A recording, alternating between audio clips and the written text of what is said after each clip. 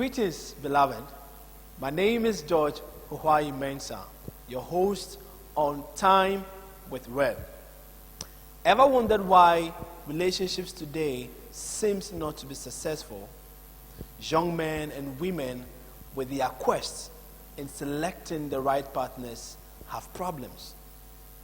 Well, come with me as we interact with Reverend Twum-Mensah, the senior pastor of Bethel Community Baptist Church, on Time with Rev, as we delve into such issues and how to go about them to making or finding the right people in our lives. Well, you can subscribe to our YouTube channel at Bethel Community Baptist Church.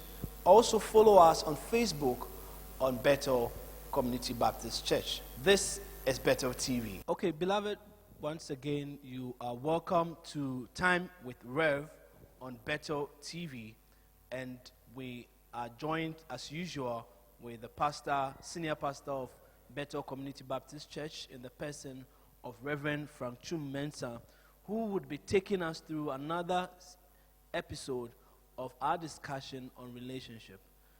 Rev, you're welcome. Thank you very much. I am honored to be able to answer some few questions on this all-important subject. Sure. Indeed, there are going to be just a few questions. Today, viewers, we are going to look at selecting a life partner. Selecting a life partner. Now, we hear young men and women as they move into finding their life partners. There are some key things that is widely talked about among the young people. So we are privileged to have Rev with us, who is going to help us to see whether these things are necessary or not. So Rev, once again, you're welcome. Thank you. And we want to know, in selecting a life partner, is money an important factor? Thank you very much, Brother George. I think that money is a very, very important factor to the extent to which the young person involved makes it important. In other words, if you make money important, then it is an important factor in determining who you marry.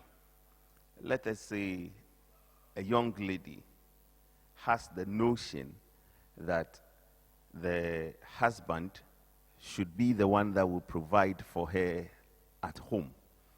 A lady who has such a notion, money is an important factor, an important determinant in the choice of a partner. Okay, so, well, if you're saying that money is an important factor, you realize that what about people who don't have money? Would the absence of money in a relationship take away joy or happiness in the relationship?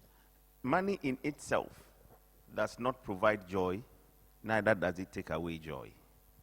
But when an individual makes money the determinant of joy, then the presence or absence of it would make it either joyous or it will not make it joyous. I must say, though, that if young ladies make money the determinant factor in selecting a life partner, they are limited in a way. I'm not saying that if you make it so, it is right or it is wrong. It is for the individual to determine. But if you do make it the factor, and you go ahead to look for a man who is rich, you are limited. And if I may explain the limitation that I'm talking about. First of all, the young lady would limit her own ability to make money because she would be looking to the man to provide. And therefore, even if she is able to make money, she would not go ahead and pursue it and make it as much as she can. The second thing, too, is that it becomes a conflict factor, a factor of conflict. And all the time it comes up, we see it all the time. So you have a young lady who thinks that the man should be the one that should provide, goes ahead, look for a man who has money or has, some amount of money. And in the course of the marriage or in the course of the relationship, the gentleman loses his job, or the lady's standard regards to the volume of the money that she must get increases. Then suddenly she begins to question whether the man is their ideal partner, because the man doesn't have the money anymore, or he doesn't have it in sufficient quantity to which the lady requires. There was a case that I was involved in where a married couple came. They had so many problems, so many complaints. And as I kept listening to the lady, she kept talking about, and so has bought a car for the wife, and so has bought a house for the wife, and so will give so amount of money to the wife for chop money. So instantly, I was able to tell that this lady, money is an important, is an important factor in the marriage. So the limitation of it, or the limited quantities of the money, is a problem for her. So that is the thing. I like to advise the young men at this point that if you are looking for a lady or to marry, and you find out if the lady thinks that money is an important factor, I'm not saying you shouldn't marry her, but I'm saying you should be aware. What it means is that you are going to be the one that will have to provide all the time. Yes, so you have to work very hard to try to provide it all the time. You should know that when you don't have sufficient quantities, it will be a problem for your partner. And therefore, you must always work very, very hard to try to give it in sufficient quantities. The other thing, too, that you should be wary of, that is to the young man, is that if the lady has money, she's not going to bring it. Because she has this conception that the man is the provider. You see, so when she has it, she would keep it to herself. And she would not bring it as a contribution towards the family. Once you are all right with marrying a woman like that, why not? So, and the advice to the lady is that it also limits your potential, and it is a conflict, it's a source of conflict in marriage. So it should be a conscious effort by the young man in selecting the partner, whether the partner makes or prioritize money in the relationship or not. Yes. That is very, very important for the young man. As a young man, when you are going to marry, you should know what the woman thinks about money. Okay. What is the woman's view with regards to who provides for the family? If the woman's dominant view is that the man is the provider, then you should know that for the rest of your life, you are going to have to work to provide, to supply for the family. Now, if you ask my view, is the man the provider? I would say that the one who is able, capable to provide, should provide. The reason being that in the world that we live in, there are some women who, as a result of their background and their training, are better equipped to provide for the family than some men.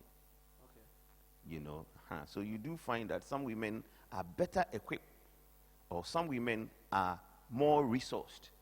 They have money. Maybe it is because of the work they do. Maybe it is because of the family they come from. So they have more resources at their disposal than perhaps the man they want to marry. In such a case, are we going to say that you don't marry the man because his background and his upbringing, his resources are not enough? You see? So I believe that the ideal thing should be the one who is able to. Yes. So it's ideal that the one who is able to provide should do that. Yes. Not necessarily the man. Yes.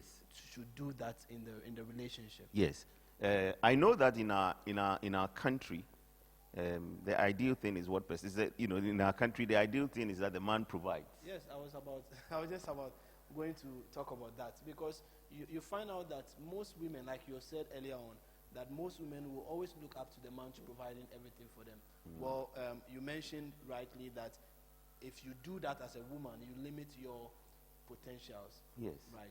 So, but if you are saying that the ideal thing should be that the one who is capable should make the provision, then I think it's something that our young people would need to take, Yeah. especially with the young guys and the women.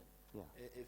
If you're going to a relationship, you should talk about these things, and I think it's going to be a bless. Well, I've been blessed though. Yeah. I was involved in a study done in the media area, and the media area was chosen because it's peri-urban. It's a developing area. It's closer to Accra, and the subject, the people we studied are migrants. A lot of the people who are coming from the northern part of Ghana to Accra, they end up in that area, that Amasama immediate general area. And we wanted to do that study because there was so much conflict in the marriages in those areas. So when we got involved in the study, one of the things that we saw was that money was a big factor, a potential factor in conflict, in marital conflict.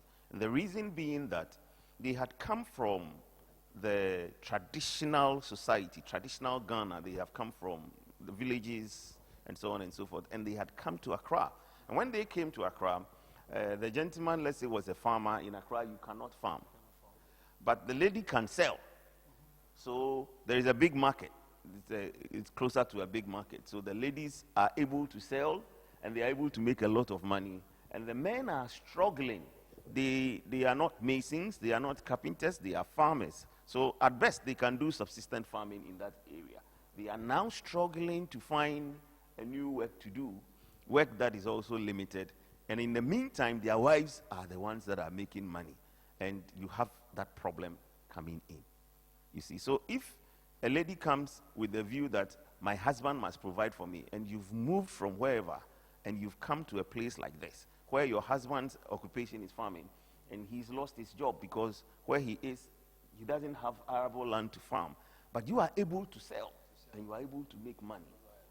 What should you do? Yes, you should take responsibility of the family until, it's not to suggest that the man should not work or should not look for work, but until the man is able to find his feet to balance it. So the traditional view is always problematic in the urban setting, in the urban context.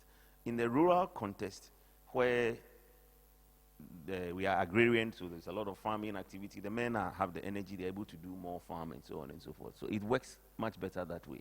But when you come here, and you who have are now being given big jobs, big title, the career women, they tend to earn more. Some of them, not all of them, some of them tend to earn more than their husbands also. Even in this era of coronavirus, many men lost their jobs, and their women still retain their jobs.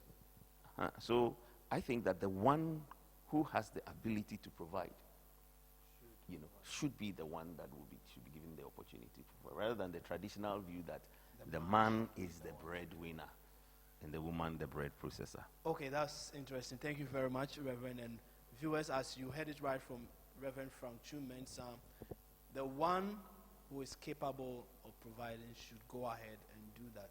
So yes, indeed, money is important in selecting a life partner, but the one who is capable. So it all boils down to the understanding between the two people. That is very important. Okay, so Reverend, the next thing when it comes to selecting a life partner in our dispensation today has to do with beauty.